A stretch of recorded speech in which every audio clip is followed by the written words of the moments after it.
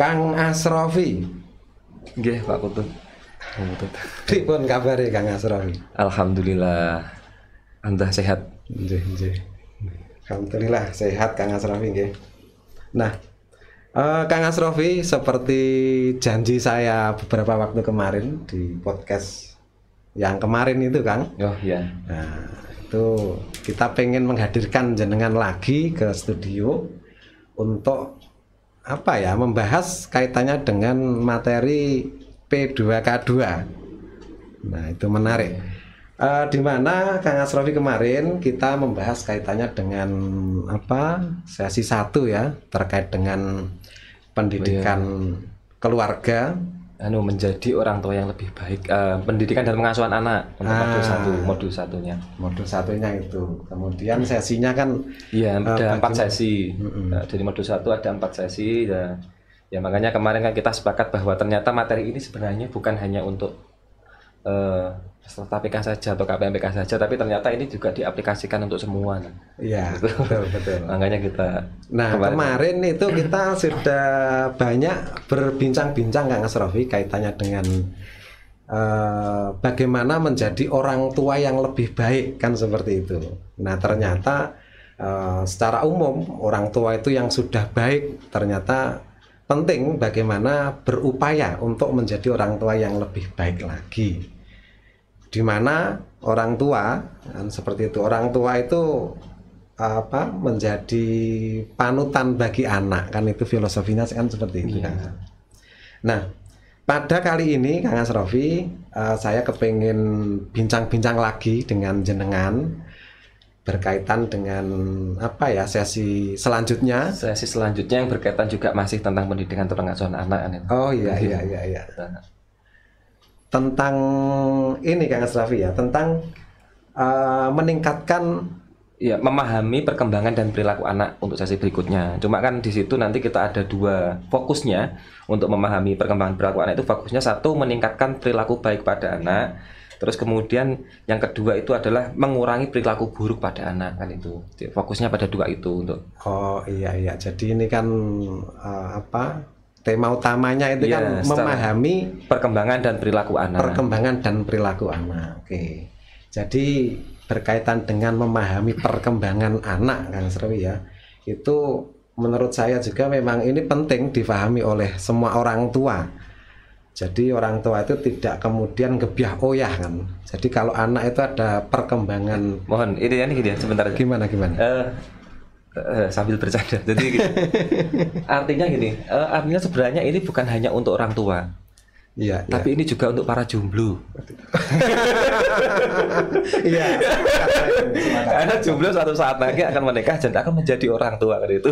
Ada jomblo itu juga sangat direkomendasikan untuk mempelajari ini kan itu. Iya. Jadi ini selain penting wawasan ini, selain penting bagi orang tua, untuk kaum jomblo. Iya. Ini penting karena apa ya, untuk menghadapi nantinya ketika berkeluarga kan. Sekali.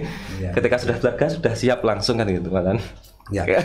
Nah, tadi kembali lagi Kang Asrofi, itu kaitannya kan apa ya, kita sering terkadang ada orang tua di masyarakat itu kaitannya dengan apa ya, kurang paham dengan perkembangan anak.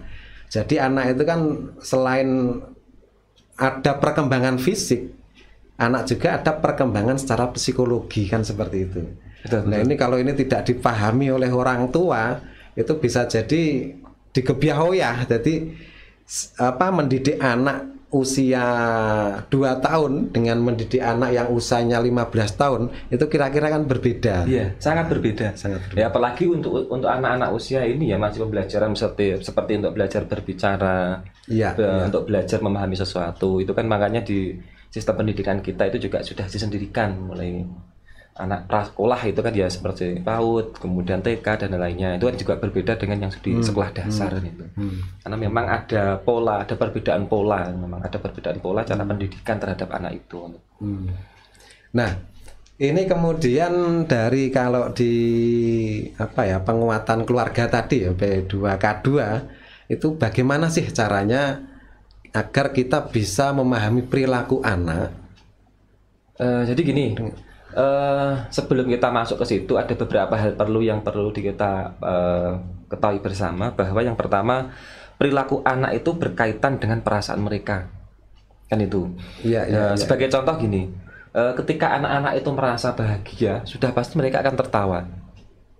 Jadi memahami perilaku anak. Ketika anak-anak berteriak, marah-marah, sudah pasti itu dalam keadaan hatinya itu kesal, kan itu. Jadi yang pertama adalah perilaku anak itu, untuk anak-anak kecil ya, ini adalah sesuai dengan perasaan mereka. Jadi kita memahami ini dulu, kan itu. Oh, jadi cara orang tua untuk memahami perilaku anak, memahami itu dilihat dari hatinya saat itu.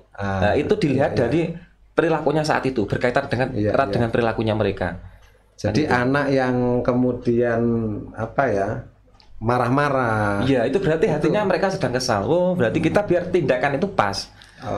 Jadi itu yang pertama ya. Jadi yang pertama yang perlu kita ketahui bersama adalah berkaitan dengan perilaku anak, berkaitan dengan erat dengan perasaan mereka, kan itu. Ketika anak senang, berarti dia otomatis akan sering ketawa.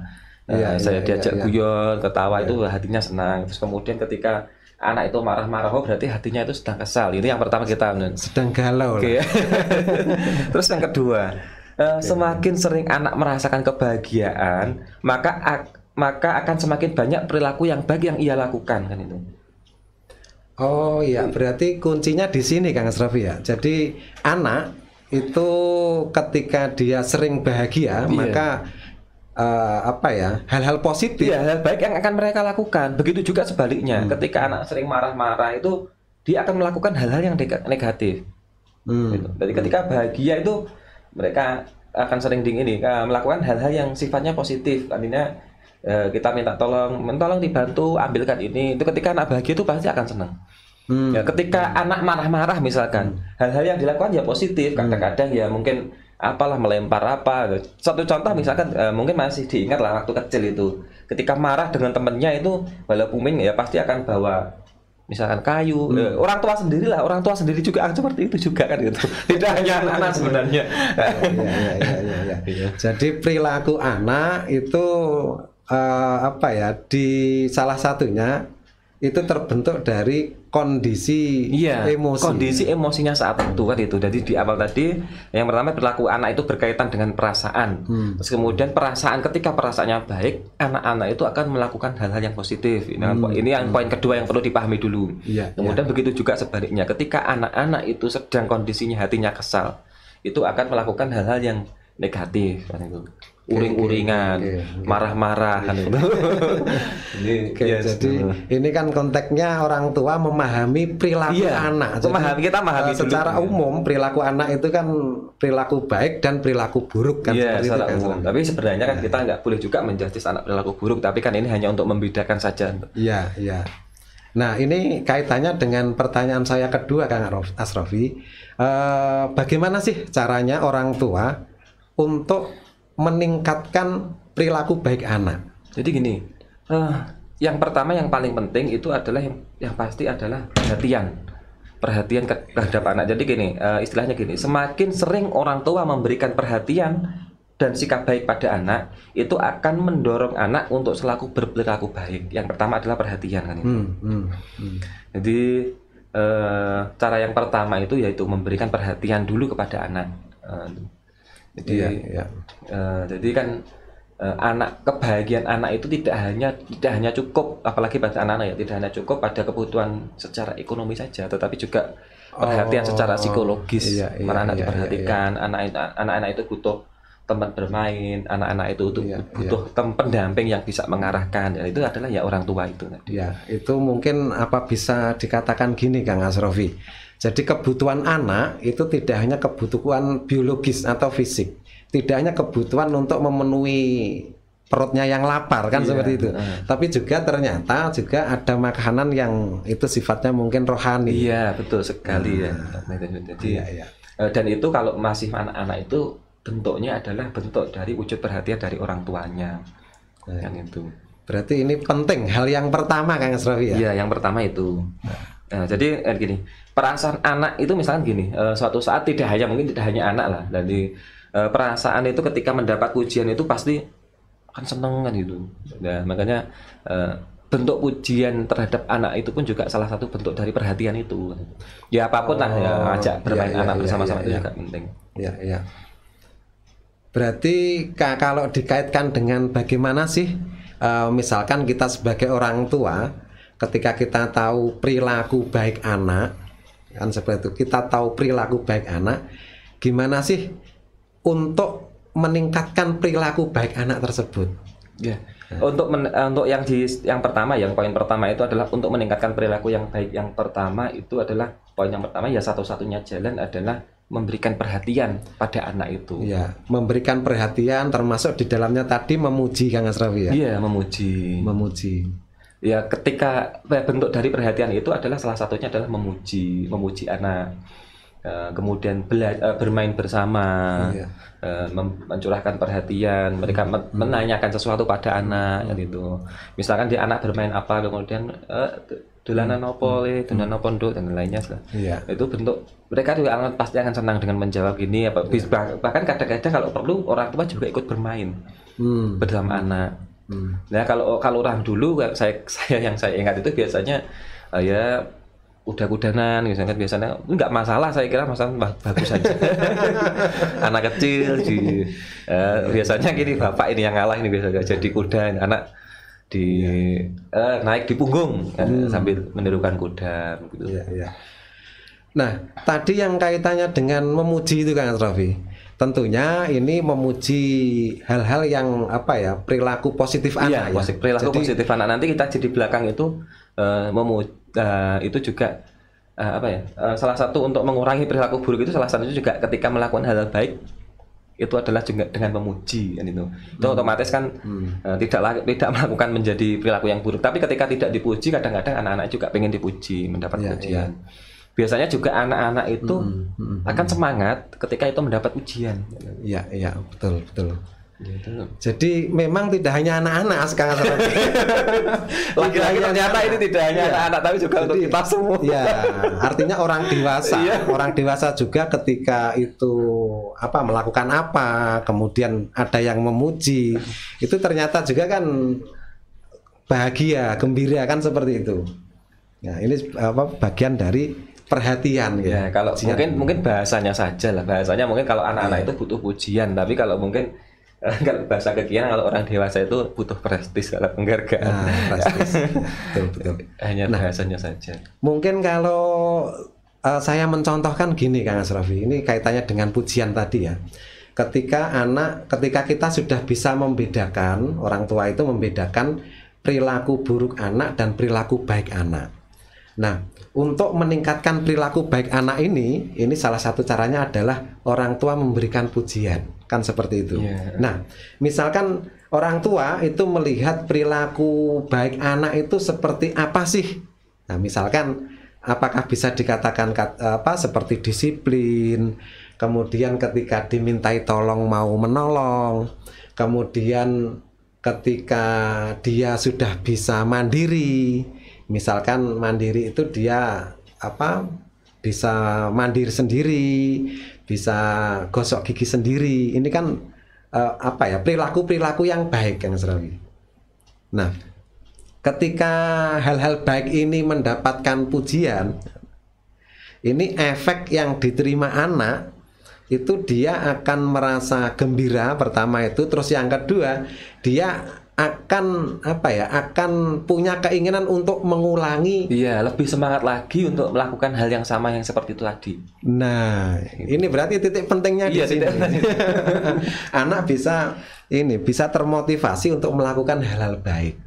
Karena memang di masyarakat itu terkadang gini Kang Asrafi, yang saya pahami, itu terkadang ketika anak itu melakukan hal-hal yang itu positif, yang itu baik, itu ya diacuhkan aja, tidak begitu diperhatikan oleh orang tua. Lah, tapi ketika sebaliknya anak itu melakukan hal-hal atau perilaku yang buruk, yang negatif, itu dicaci maki, dibully dan lain-lain. Justru akan mengulangi keburukan-keburukan itu biasanya juga. Karena salah satunya untuk eksis semacam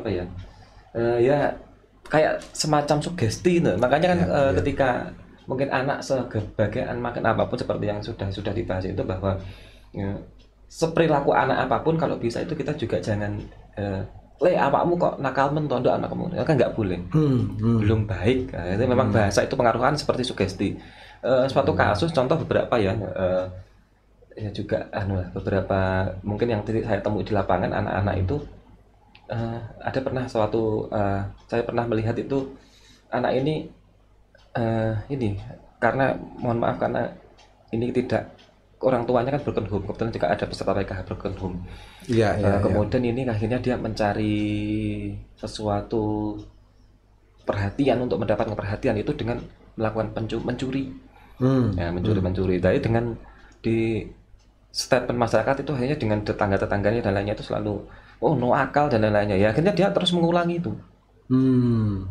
Ternyata malah semakin lama itu semakin ya karena memang kasih sayang perhatian itu penting. Yang pertama memang perhatian di awal tadi untuk meningkatkan perilaku anak itu adalah salah satunya adalah bentuk perhatian. Tapi ini juga perlu dibedakan juga ini Kang Putut. Bentuk perhatian itu bukan dengan manja. Nah ini yang perlu dipahami. Bukan dengan perlu dimanjakan. Bukan memanjakan. Iya, perhatian kepada anak itu bukan berarti memanjakan anak itu bentuk perhatian. Nah ini yang perlu dipahami. Kadang-kadang anak terlalu dimanja itu juga nggak baik. Dan artinya secara garis besar perlu digarisbawahi yang perlu digarisbawahi adalah memanjakan anak itu bukan berarti itu adalah bentuk kasih sayang. Nah ini justru malah akan menimbulkan dampak negatif terhadap anak sendiri. Iya, jadi yang dimaksud perhatian di sini adalah bagaimana kita bisa mengetahui hal-hal yang baik yang dilakukan anak, juga kita bisa mengetahui ketika kebutuhan anak ke depan itu bisa dipenuhi dengan anak, misalkan seperti tadi mandi sendiri dan lainnya itu adalah bentuk baik. Tapi ketika memanjakan anak terlalu berlebihan dan lain-lainnya itu adalah tidak baik. Itu bukan bentuk perhatian kepada anak, tapi itu malah sebaliknya gitu. Malah membuat ini tidak lagi meningkatkan perilaku baik pada anak, tapi nanti ke depan itu efeknya yang tidak baik terhadap anak. Dalam tanda kutip kaitannya dengan mendidik Kang Asrafi. Kan pendidik. Ini karena ini ngomong pendidikan. Ngomong pendidikan. Jadi konteksnya memanjakan anak ini mendidik atau malah tidak mendidik seperti itu. Jadi ini yang perlu dipahami. Kadang-kadang kita ngomong bentuk perhatian anak dengan cara memanjakan anak, lah itu yang nggak baik. Artinya bentuk perhatian itu tidak hanya pada memanjakan anak itu. Memanjakan anak mungkin sifatnya adalah nanti di belakang nanti kita akan bahas lebih detail ya. Itu adalah bentuk dari penghargaan terhadap anak. Nah, itu tapi nanti kita bahas di belakang detail aja. Jadi memanjakan itu bukan karena ini perhatian dengan perhatian anak ya, bukan salah satu bentuk perhatian terhadap anak. Mungkin perhatian iya, tapi kalau berlebihan bukan. Bukan bentuk perhatian kan itu. Ya. Jadi tadi bagaimana kemudian cara kita orang tua untuk meningkatkan perilaku baik anak itu selain perhatian juga memuji kan seperti itu kan. Selain itu ada lagi apa enggak Kang Asrafi? Kalau di materi FDS itu fokusnya pada itu. Fokusnya adalah yang pertama adalah bentuk perhatian anak itu adalah ya ketika perasaan anak mendapat pujian itu senang ya kita akan ketika anak melakukan hal yang baik itu ya harus kita puji. Walaupun sebenarnya hal yang baik itu tidak harus pada mandi juga. Misalkan untuk anak-anak usia yang masih kecil, anak usia 2 tahun sampai 3 tahun itu ketika anak itu misalkan bermain kan gitu, ya misalkan bermain pasir misalkan, jadi bermain pasir membentuk sesuatu misalkan ayo buat benteng misalkan, untuk bentuk replika dan lainnya. Bagaimana bentuknya kalau anak sudah memberikan misalkan ya sudah jadi bun, bu sudah jadi lainnya, walaupun bentuknya seperti apa tetap kita harus memberikan applause, apresiasi, memberikan penghargaan. Iya, memberikan penghargaan itu anak akan senang dan suatu saat ya kalau mungkin kurang bagus atau mungkin anak wah ini kalau lebih baiknya lebih bagus lagi kalau gini deh gitu kan. Lebih bagusnya kan gini Kak. Itu kita bantu bersama-sama, kita bermain bersama. Nah itu malah yang pas seperti itu. Iya. Jadi gini Kang Asrafi, kaitannya dengan meningkatkan perilaku baik anak tadi Kang Asrafi ya, itu selain perhatian itu juga salah satu bentuk perhatian itu juga adalah memuji kan seperti itu. Kemudian juga kalau orang-orang dulu biasanya ada yang memberikan hadiah, itu bagian dari perhatian juga atau itu namanya reward. Iya. Reward di belakang memberikan hadiah itu nanti ketika melihat misalnya gini, ini dilanjut materi berikutnya biar sinkron apa langsung mengalir aja materi ini untuk meningkatkan perilaku baik anak. Pakai reward. Iya, memang salah satunya adalah bentuknya reward. Ada hal lain juga yang perlu terhadap anak itu adalah reward itu untuk salah satunya adalah, tapi reward itu tidak harus setiap kali salah satu reward adalah bentuk reward yang paling utama, yang pertama pujian. Kalau mungkin suatu saat melakukan hal-hal, kalau sudah bisa naik sepeda misalkan, nanti saya ajak jalan ke sini nggak apa-apa. Saya belikan apa gitu, boleh sekali-kali boleh. Terus kalau anak, ada juga yang perlu menjadi tambahan juga adalah ketika anak mendidik anak untuk belajar berjuang. Artinya gini, belajar untuk berjuang itu, anak itu menginginkan sesuatu misalkan adalah mobil remote-remotan. Yang pasti mungkin beberapa anak misalkan orang tua pun punya rezeki berlebih, sebenarnya langsung membelikan pun sebenarnya bisa. Tetapi sebenarnya ada trik biar anak itu bisa melakukan berjuang, biar dia tahu. Ya wes le, misalnya ya wes le, gini mas atau gini kak, atau gini dek. Oke, kita beli, kalau misalkan laki-laki, oke kak, gini kita belikan, kita beli mobil remote, tapi ini ya bantu dulu, misalkan nyapu atau mungkin nyapu dulu di rumah, mungkin nanti setelah 1 minggu kita beli, bisa gitu. Atau juga misalnya gini, harus beli itu harus nabung kak, gitu. Ya misalkan kita suatu saat kita kasih celengan, salah satu cara kita kasih celengan, misalkan hari ini kita kasih 10.000. Oke, ini ayo ini ayah dapat ini ibu dapat rezeki, ayah dapat rezeki, ini ayo ditabung dulu, ini jadi 10.000. Besoknya lagi atau kapan gitu. Jadi tidak langsung. Berarti dia ini di pikirannya akan tertanam bahwa ketika kita ingin sesuatu kita harus berjuang dulu. Ada proses. Iya, ada prosesnya. Jadi sebenarnya kita misalkan kalau kita pas punya rezeki misalkan kita bisa langsung belikan bisa. Tapi kan nilai pendidikannya. Nah ini karena materinya adalah pendidikan. Ya kita ngomong harus ada unsur pendidikan. Harus ada unsur pendidikan. Dan nilai termasuk ini Kang Asrafi kaitannya dengan pemberian hadiah. Itu misalkan ada di masyarakat juga, itu misalnya kalau anaknya itu sudah misalkan khatam Al-Quran atau anaknya sudah menginjak jilid, ngajinya sudah jilid 2, nanti akan dibelikan sepeda. Nah, bisa juga, karena itu ada bentuk mereka. Yang pertama adalah ngajinya akan lebih semangat, berarti ini paham perjuangan. Berarti ketika saya mau dapat sepeda saya harus berjuang dengan ngaji misalkan. Nah itu bisa juga seperti itu juga. Jadi yang penting kalau yang tadi reward itu juga penting juga untuk anak termotivasi. Misalkan kalau adik hafal surat ini, saya belikan ini, ya bisa juga. Bagian dari reward ya. Iya, bagian dari reward. Itu bisa meningkatkan perilaku baik anak. Ya, betul sekali. Dan juga ini Kang Asrafi, kalau saya melihat sebenarnya reward itu kalau dalam konteks meningkatkan perilaku baik anak ini kan menjadi penting reward ini juga. Dan juga yang perlu difahami, reward ini juga kan tidak sesuatu yang harus beli. Iya. Tidak sesuatu yang mahal kan seperti itu. Gratis. Karena ini kan bagian dari penghargaan atau menghargai. Bisa jadi misalkan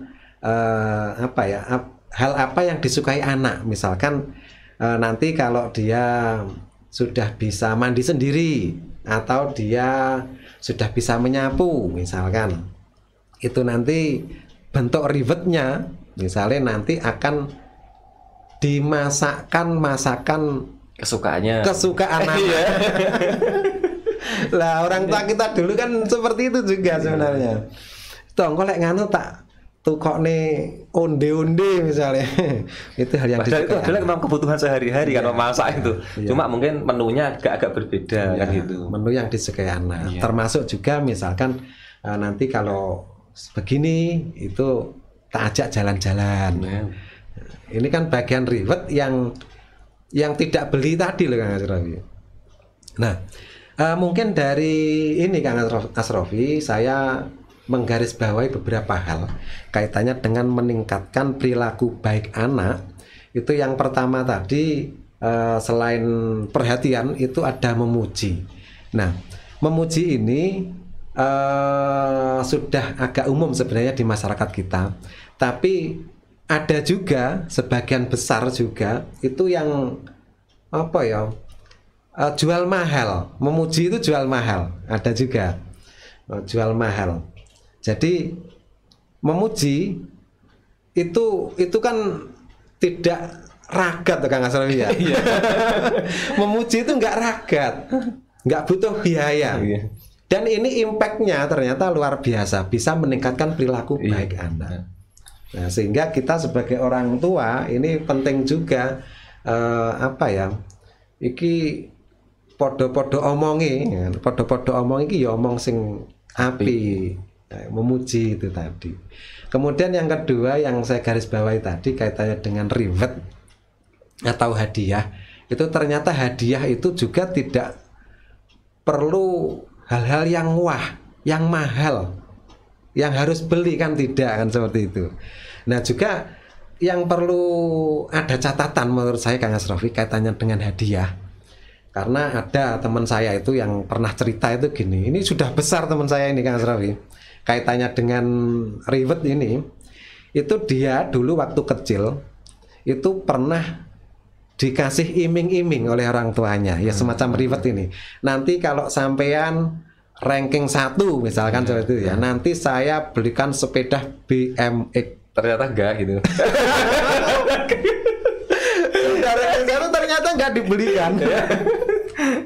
Nah, sampai hari ini orangnya itu terus ingat sama orang tuanya itu. Iya, ini malah menganggap orang tua itu pembohong, kan seperti itu. Apa yang bisa diambil pelajaran bahwa memberikan reward, memberikan iming-iming, memberikan janji kepada anak berarti jangan yang sekiranya sesuai dengan kapasitas. Yang sesuai dengan kemampuan. Kalau memang harus mengeluarkan materi kan maksudnya gitu. Iya. Kalau sebenarnya kalau mungkin hal yang tidak mengeluarkan materi ya cukup ujian kan nggak mengeluarkan. Kalau mengeluarkan materi ya mungkin diukur dengan kekuatan kan. Artinya ya diukur dengan kekuatan dan rasional. Iya, rasional. Misalnya awakmu kok lek ranking siji tak jak dolan ning bulan. Kan jelas nggak mungkin ini. Ini kacau ini. Nah berarti itu tadi Kang Asrofi diukur. Nah kemudian ini Kang Asrofi yang kedua tadi kan kaitannya meningkatkan perilaku baik anak Kang Asrofi ya. Nah sekarang berkaitan dengan perilaku buruk.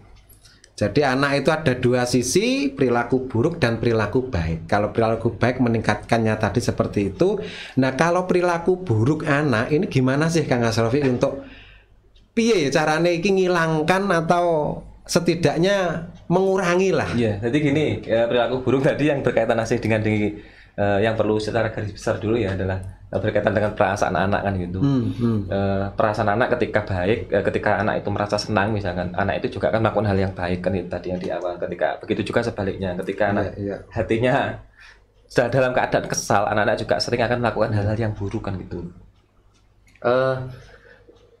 Ada garis besar lagi tadi ada lanjutan bahwa sebenarnya adalah ketika anak melakukan perilaku buruk bagaimana cara mengatasinya adalah sangat wajar ketika terkadang orang tua itu sering kesal atau marah dan juga atau mungkin pas pada kelelahan itu biasanya dalam menghadapi anak perilaku buruk itu seringkali kadang-kadang termasuk saya sendiri kadang-kadang juga itu kita itu lupa untuk mengontrol diri sendiri. Itu tiba-tiba kita juga dengan hal-hal yang marah. Nah, yang menjadi yang pertama adalah memang sangat wajar. Tapi ketika kita melihat perilaku buruk terhadap anak, ketika hati anak sedang kesal, marah dan lainnya, kita yang pertama jangan membalas kemarahan anak itu dengan kemarahan kita. Ini yang perlu tapi ini memang berat. Saya sendiri pun juga belajar mengenal itu. Nah, ini tadi yang pertama ini ya saya lanjutkan dulu dah. Ketika anak dalam kondisi marah-marah dan lain-lainnya itu lantas orang tua itu jangan juga ikut mengimbanginya itu dengan dalam keadaan marah, itu yang pertama. Kemudian untuk itu maka orang tua itu harus menenangkan diri dulu sebelum menasihati anak. Itu harus menenangkan diri, jangan sampai marah itu dengan kemarahan, nanti hasilnya ya marah kuadrat kan itu. Jadi sama-sama marahnya. Jadi yang pertama itu dulu. Kemudian juga memberikan waktu untuk anak untuk menenangkan diri juga. Jangan ketika ini dijane dulu lah. Ketika melihat perilaku buruk pada anak, jangan kita langsung dengan menghakimi anak, kemudian atau mungkin sampai kekerasan fisik, apalagi sampai muncul kekerasan verbal, itu juga kita mengurangi. Kekerasan fisik juga dikurangi. Kita kesel-keselnya saat terus sudah mungkin melihat seperti itu ya, kalau bisa kita sebisa mungkin ya, sebenarnya itu ya kita juga menenangkan diri dulu 1 menit atau 2 menit, baru kita ngomongi anaknya, atau gitu juga anak itu biarkan dulu meluapkan emosinya dulu, baru setelah itu kita omongi. Itu yang pertama gitu. Ya mungkin berapa menit atau berapa gitu. Iya. Itu salah satu caranya itu. Iya. Kalau tadi disampaikan gini Kang Asrafi ya. Jadi anak itu ketika berperilaku buruk, yang perlu difahami oleh semua orang tua bahwa terkadang anak itu tidak paham kalau aku berperilaku buruk, kan seperti itu. Iya. Karena hanya meluapkan emosi. Ya, meluapkan emosi.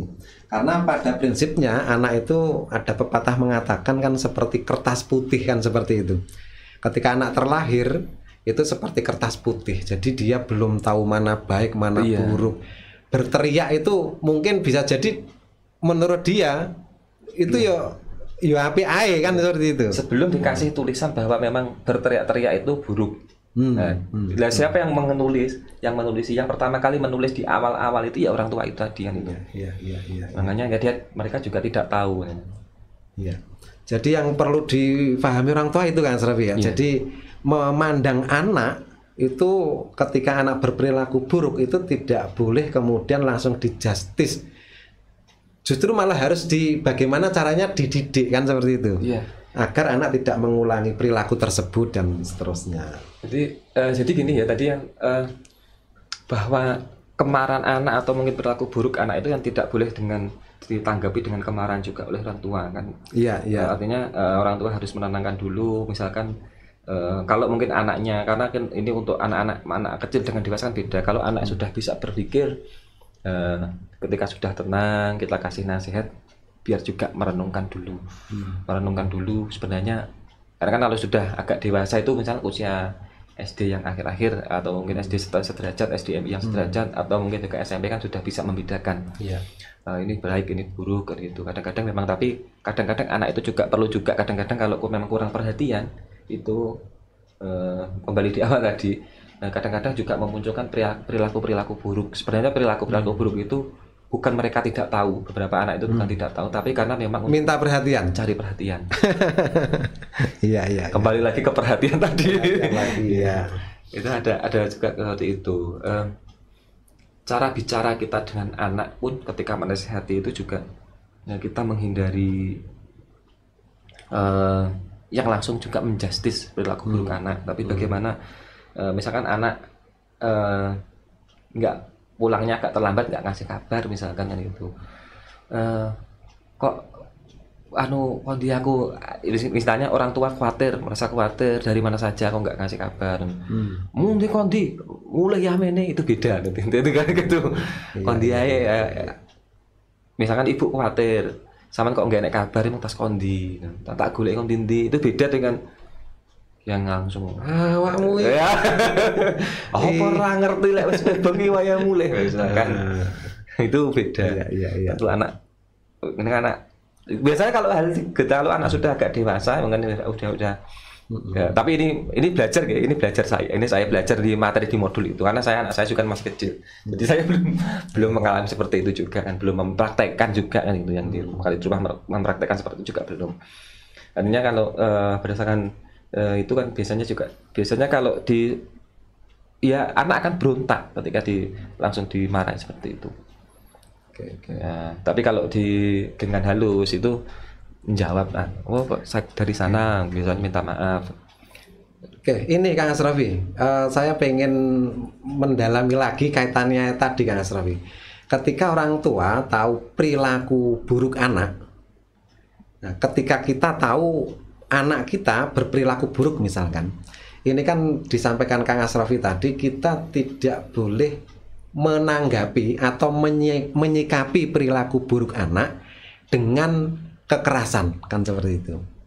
Tidak boleh menyikapi perilaku buruk anak dengan kekerasan verbal maupun kekerasan fisik. Ya. Nah ini